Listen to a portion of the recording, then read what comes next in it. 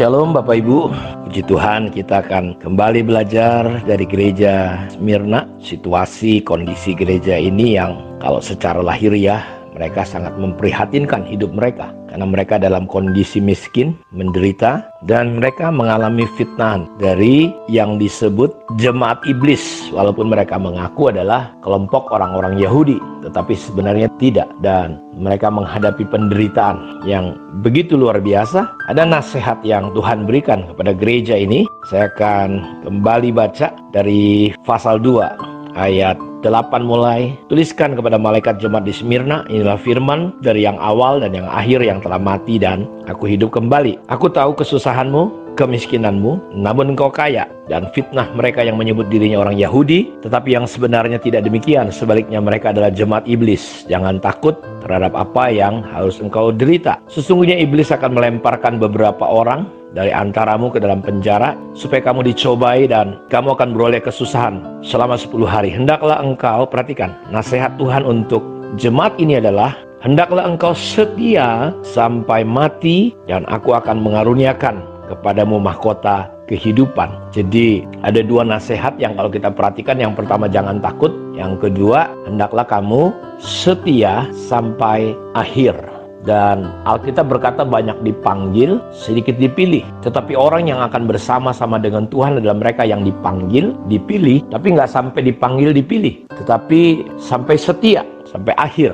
Yesus disebut yang awal dan akhir. Dia disebut setiawan. Jadi setia merupakan karakter dan sifat Tuhan. Dan dia mengajarkan kepada gereja ini ketika mereka menghadapi penderitaan, kemiskinan, kesusahan, perlakuan orang-orang yang membuat mereka menjadi sulit dan susah, bahkan mereka dilemparkan ke penjara. Nasihat Tuhan adalah setia sampai akhir. Kata setia kalau menurut Kamus Besar Bahasa Indonesia, setia artinya berpegang teguh kepada janji, kepada pendirian, patuh, taat. Contoh, bagaimanapun berat tugas yang harus dijalankan, ia harus tetap setia melaksanakannya, melakukan tetap seperti janji yang telah dikatakannya. Jadi orang setia adalah orang yang memenuhi janji. Dia melakukan terus-menerus secara konsisten, walaupun kondisinya tidak baik atau kondisinya sedang dalam kondisi yang luar biasa sekali, Bapak Ibu. Jadi setia artinya kita tetap melakukan yang sama walaupun kondisinya tidak seperti yang diharapkan. Seperti gereja di Smyrna, kondisinya nggak berjalan baik, bahkan cenderung ada penderitaan. Setia artinya tetap teguh dalam hubungan. Contoh, suami istri harus setia. Setia itu ya cuma dua gendangnya, saudara, ketika kita menikah, ditepati atau dipungkiri. Jadi di Alkitab, kesetiaan dalam bahasa aslinya menggunakan bahasa kata emunah di dalam perjanjian lama dan pistos dalam perjanjian baru. Emunah secara tersurat berarti kokoh, secara kiasan berarti aman, loyal, faithful, penuh iman.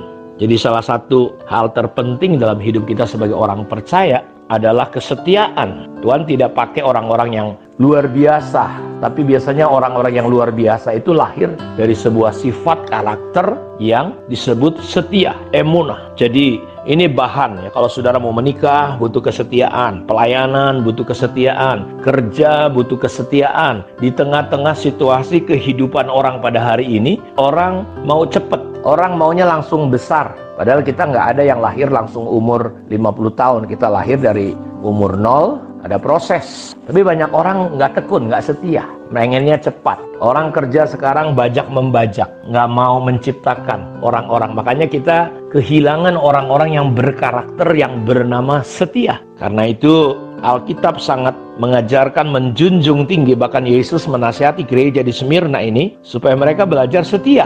Jadi dalam emunah secara tersurat berarti kokoh, penuh iman. Jadi adalah mustahil seseorang bisa kokoh dan setia jika nggak penuh dengan pengharapan dan iman. Jadi Tuhan menggambarkan dirinya sebagai Tuhan yang kokoh, tidak berubah, Tuhan yang konsisten, dulu, sekarang, sampai selamanya sama. Tuhan konsisten dan sama. Dalam terjemahan bahasa Inggris, kesetiaan adalah steady, truly, truth, fairly. Sementara di dalam pistos dalam bahasa Inggrisnya diartikan sebagai trustworthy atau layak dipercaya, yang artinya believe, faithful, sure, true. Jadi kata ini digunakan seperti kalau kita setia atau pistos dalam hal kecil, maka kita akan dipercaya dalam hal yang besar. Jadi setelah kita memahami, kalau kita memahami arti daripada kesetiaan, dan ini yang diminta Tuhan kepada gereja di Smyrna, kita akan bisa beranjak kepada apa yang Alkitab tuliskan. Maliaki misalnya pasal 2 ayat 15, bukankah Allah yang esa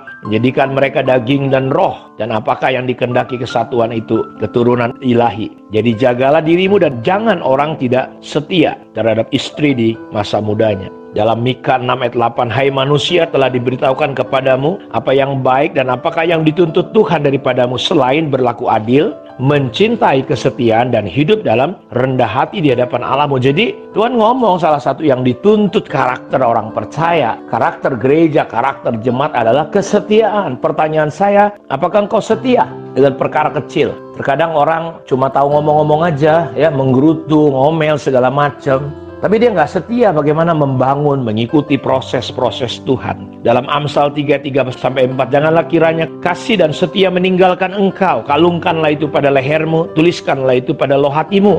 Maka engkau akan mendapat kasih dan penghargaan dalam pandangan Allah serta manusia. Jadi Allah sangat menghargai. Kita akan dapat penghargaan dari manusia ketika kita punya yang namanya karakter kesetiaan. Jadi Bapak Ibu, saya berharap dan berdoa bahwa nasihat Tuhan kepada gereja di Smyrna, dan nasihat Tuhan ini juga adalah kepada kita, untuk kita belajar setia ketika kita menghadapi kemiskinan, penderitaan, aniaya, perlakuan orang-orang. Jangan pernah keluar dari kebenaran, tetap setia, tetap tinggal, tetap loyal, sehingga kita akan melihat Allah nyata atas kehidupan kita. Saya percaya ada pembelaan Tuhan yang jelas dalam kehidupan kita. Kiranya kita akan mulai belajar mengembangkan karakter kesetiaan seperti gereja di Smyrna. Nasihat Tuhan kepada mereka, setia sampai akhir. Tuhan memberkati kita. Shalom.